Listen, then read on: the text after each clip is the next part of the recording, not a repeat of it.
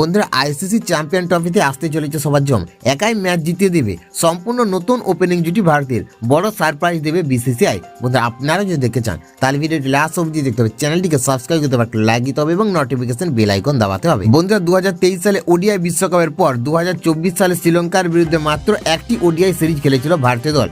সামনে ICC champion trophy 2025 ODI ফরম্যাটে হবে প্রতিযোগিতা। তার আগে ইংল্যান্ডের বিরুদ্ধে একদিনে সিরিজ খেলবে টিম ইন্ডিয়া।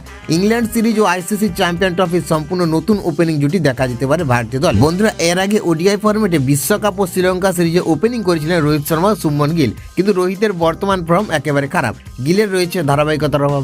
এই কারণে নতুন ওপেনার দেখা যেতে পারে ওডিআই ফরম্যাটে। বন্ধুরা সবার জম হলো যশস্বী জয়সওয়াল। ওয়ানডেতে অভিষেক হতে পারে যশস্বী জয়সওয়ালের। দেশের 18টি টেস্ট ও 23টি টি20 খেললেও এখনো ওয়ানডে অভিষেক হয়নি যশস্বীর। সেই অপেক্ষায় অবসান হতে পারে ইংল্যান্ড সিরিজে।